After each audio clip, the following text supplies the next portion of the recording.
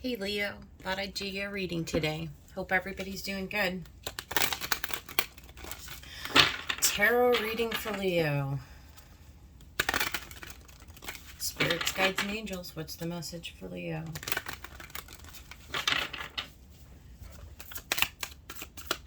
What does Leo need to know today for their highest good? Got the High Priestess right out.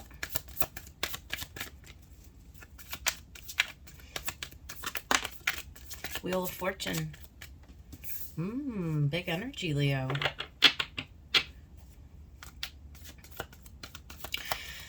Something that your gut, your intuition, your inner guidance is telling you. It's moving forward. The wheel is moving forward. 8 of Wands.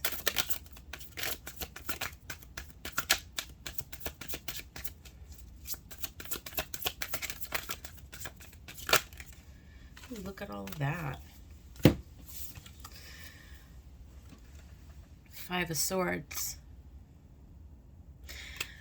Let me see, is that too close? Let me put these back just a little bit. Yeah, 5 of Swords. So I feel like you're probably at some point on, it's like you've reached this really important place on the journey. It's like something that you're needing to overcome. There's a mentality here. Certainly conflict with the 5. We'll have to see if this is you or somebody else. Yeah, we've got is that the 8 of Cups? I feel like you're moving very, very quickly, like it's time to move away from whatever this conflict represents. You've got the 6 of Wands, so success. You've got the 3 of Pentacles, so there's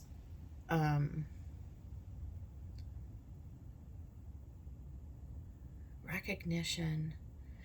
Oh, this is you recognizing your need to move away from conflict with other people and to build a new foundation where you actually work with somebody else, because so it could be other people or one other person. So we'll see. On the Moon, there's definitely some healing. I think there's some illusion and strength. So I do feel like this overcoming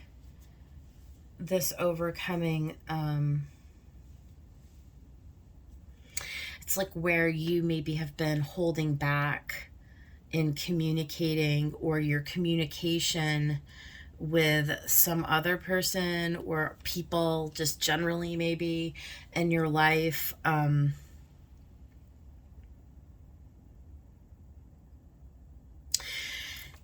There's a feeling here of like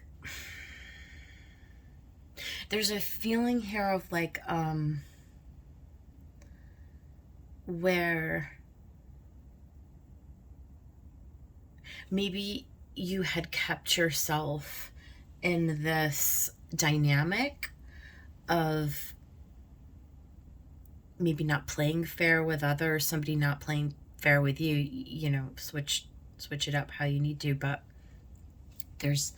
so we'll say that somebody is not playing fair, that somebody is tired of putting on like a false mask within a relationship, is ready to move into a healthier like space, to communicate more authentically, because there's been inauthentic communication. It's sort of like a pride thing for Leo, is how I would relate that to your sign specifically, to our sign specifically. But I feel like with the High Priestess coming right out at the beginning of the reading, it's like you know what you need to do to change the situation. Like, you know what you need to do. You know, like, in order to be successful and to continue forward in the journey so that you don't stay any longer in energy. And it can just be energy. Like, it doesn't have to point to a specific, to be honest with you, I don't even really see here that it points to any specific interaction or relationship. I feel like it's just like a theme almost for you, where you're questioning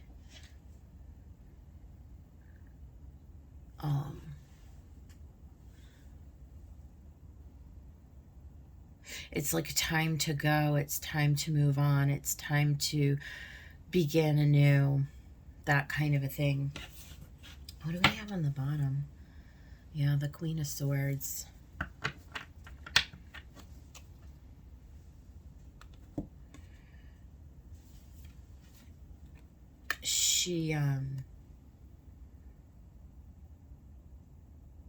She knows.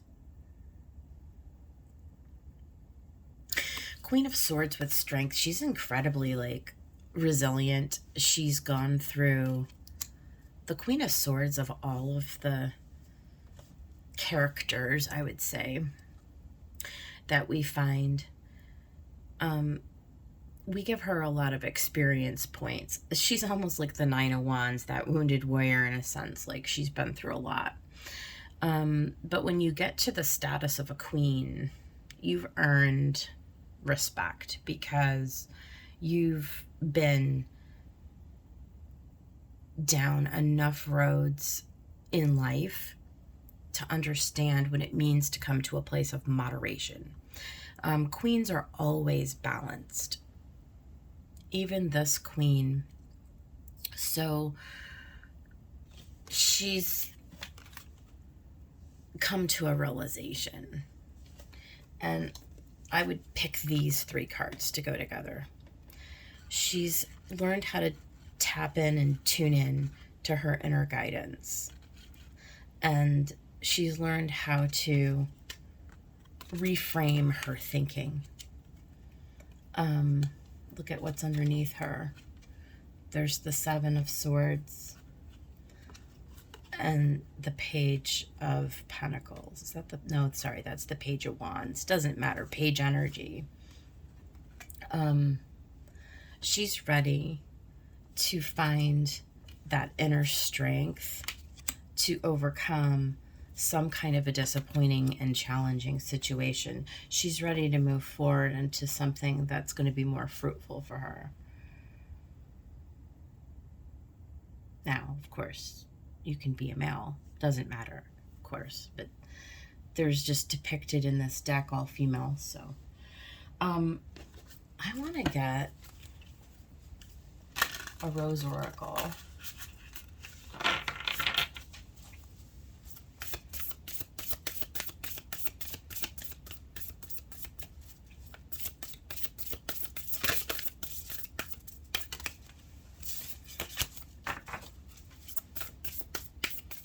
To sort of add to this story. Okay, we're gonna get two. Look at, healing is happening. You're not broken, trust the process. It's safe to soften. Oh my God, I mean, that's freaking perfect for this. This is exactly what's on the table. It is. It's really like, look at this lady's been through the freaking, like, she's been through war. And she's ready. She's ready to move on. You know, she's ready to let go. Eight of Cups is all about those emotions. Hanging on to toxic emotions and in the shadow, right? The slippery, silvery moon, you know, being in those depths and swirling around all of the deep emotions and the deep traumas and the, right, all the arguments, all the fights, all the misalignment and the bickering and the bantering, you know, you're in it, you're in the thick of it, and it is safe to soften and do trust the process and know you're not broken, because when you're in that moon strength energy, you can trust that the transformation is happening. And then we got the Great Mother, surrender to the mystery and fall into her arms. Yeah, there's a lot of feminine energy there. I guess I did say there's all females depicted on these particular cards, which is kind of interesting. Maybe with the exception of this Eight of Cups, I feel like those are the pants and the shoes of a male figure, but of course, then we've got, is that an eagle? I'm not sure what the significance is of the eagle, but here we have again, and I kind of associate that with masculine energy. And I love the depiction on here because yes, Eight of Wands is fast moving energy, but you see it's all coming, that growth is all coming out of the heart. And I think that that's what all of this is about, is it's strengthening our heart. It's growing our heart space. Surrender to the mystery, right? Like when we are in that moon energy, we are headed for someplace that's new and that's more stable. So it's sort of transitioning out of an emotional instability, maybe where even you're just fighting with yourself. Like I said, this doesn't even have to be about another person. It can just be about the overall dynamic and the energy around us as individuals, on our journey, and sort of strengthening and fortifying our position in the story that we're telling ourselves, how we see ourselves, where we're going, taking along with us all of that life experience, but to move into a more successful transition. So moving out of something where, maybe it's just been within our own mental battles, where we've been in a more like difficult space, maybe just fighting within ourselves, right? And I do think with the High Priestess being the first card out, I do feel like this is an internal battle, like an internal struggle within each of us as individuals, is kind of how I'd read this. So let's go ahead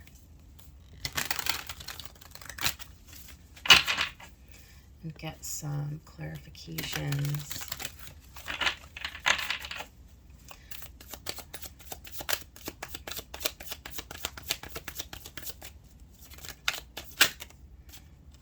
Yeah, the World. So I feel like that this cycle is completed. You take from it whatever you take from it. What did you learn from it? Look at the Wheel of Fortune and the Tower. So clearly, the old is definitely being blown apart. It's being washed away. It is fast moving. You've got the Tower and the Eight of Wands next door to each other, and then going into that Five of Swords. So that time of conflict is, I would say it's over, or nearly over, or well on its way to transitioning in, again, under this Tower into something more stable and more fruitful for you. Eight of Wands, Nine of Swords. Yeah, it is. There's you can see there's a lot of there's been a lot of thinking going on here, right? A lot of maybe not sleeping well or being up late at night. Maybe a little too much time sort of ruminating over, like, like, again, stories, right? Narratives. Trying to, what's the word? It's like you're trying to come to some sort of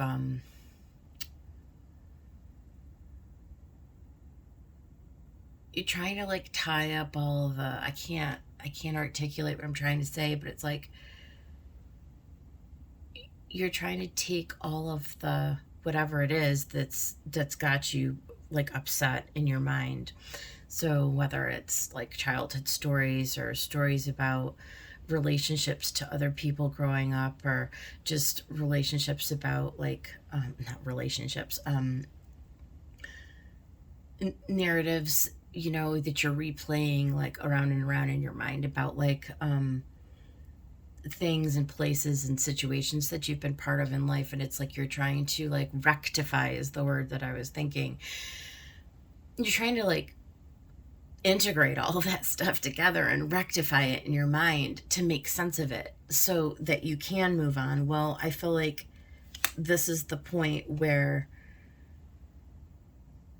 I feel like the universe introduces something very, very suddenly that's auspicious. And it's like a redirect. It redirects you away from this. All of a sudden the wheel turns in your favor, and it gets you out of this, you know, it gets you thinking about something other than the conflict, right? Where it's like you can't rewrite the past. Nobody can. Like, not really. The only way that you rewrite the past is in our mind. It's in our mind space. It's like you come to the place of rectification. Yeah. There it is, King of Swords, where you master the story, you master the mind, right? It's like the truth that you tell yourself, it's your truth. Nobody else can tell you how to think about it. So like you come to that place where yeah, you've been through this, that, and the other, but in the final analysis, it's like you have no more illusion about it. It just is what it is. You chalk it up to experience, and that's what she is always doing. She's moderating and balancing her experience and her intellect. And so you've got the Queen of Swords as the underlying and this King of Swords here. So you're coming to a balanced place mentally, you know. And Eight of Wands, I don't know what the deal is. I cannot articulate. Eight of Cups. And this is the emotional thing. It's like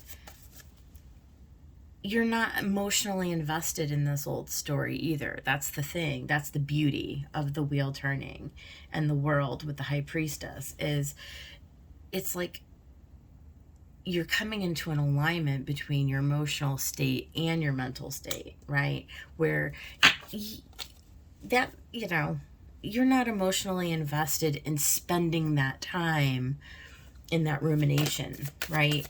It's starting to dissipate on its own. You're moving to where you're in this new place of investing energy elsewhere. Look at Eight of Cups becomes King of Cups. So I like that. That's a theme, right? So you become the king of your emotions. You become the king of your thought life. So that's exactly what I was reading the whole time. So I like that the cards are just kind of confirming that for me. And then Eight of Wands.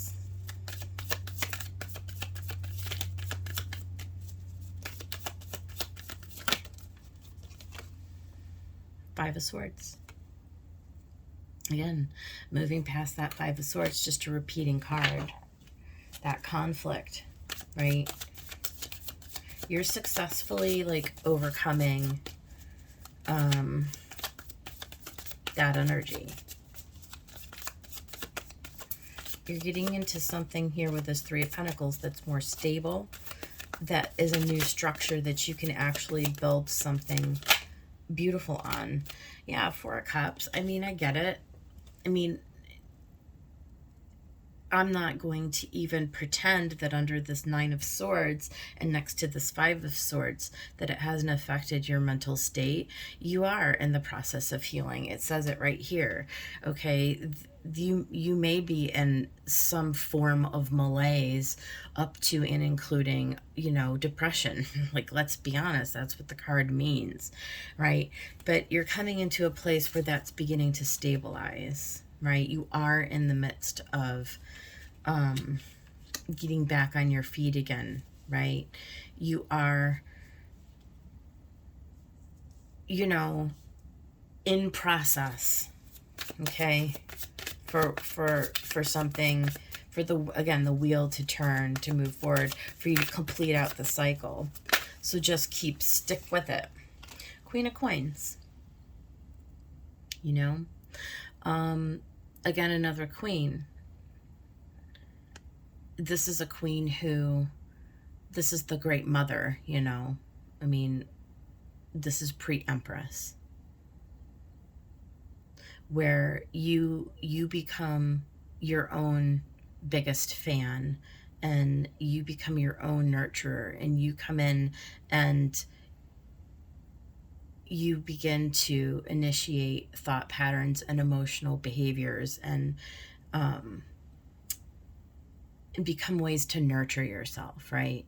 To bring yourself into, you know, take some time out, go to the spa, get a massage, call up an old friend, do something that's gonna break this sort of energy. Do something to be kind to yourself. Tell yourself, you know, start to get in the habit of writing every morning, you know, something nice. Put Post-its on your mirror, you know, all the things that people say.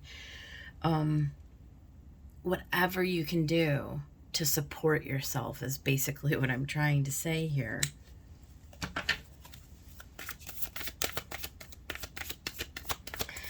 You're stronger than you realize. The Seven of Swords, the Three of Cups, and the Eight of Wands. Yeah, look at, on the bottom we've got the Wheel of Fortune again. And the High Priestess, look at that. I love when that happens. Those were our first two cards out. So you've got the Wheel of Fortune and the High Priestess on the bottom. You've got the Wheel of Fortune and the High Priestess at the beginning. You've got the Seven of Swords, the Eight of Wands, and the Three of Cups with strength. So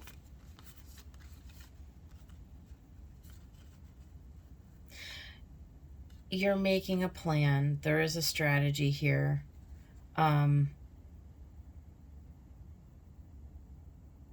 Seven of Swords is, look at, here's what's coming with this. Allow it. Allow this process to happen. Don't run away from it. Don't push it down, right? Allow it to be, because you're going to, you're very quickly going to be able to move into this three. You've got these two threes, and I really see this as like a new lease on life, a new opportunity. There is going to be something to celebrate. There is. When we move through this kind of energy, it is a celebration unto itself. When we come out of this intact, right, and understand our value, because then what can you do with that experience? You move on in life with it, and you use it for the good of all, right? You think of it this way. It's a battle that's going to be useful to the collective, to yourself and to the collective, to move through difficult energy and to come out victorious on the other side. It's a cause for celebration. And you're almost there. And so surrender to the mystery, surrender to the Great Mother. Healing is happening. All right, Leo, that's it. That's what I got for you. Hope it helped.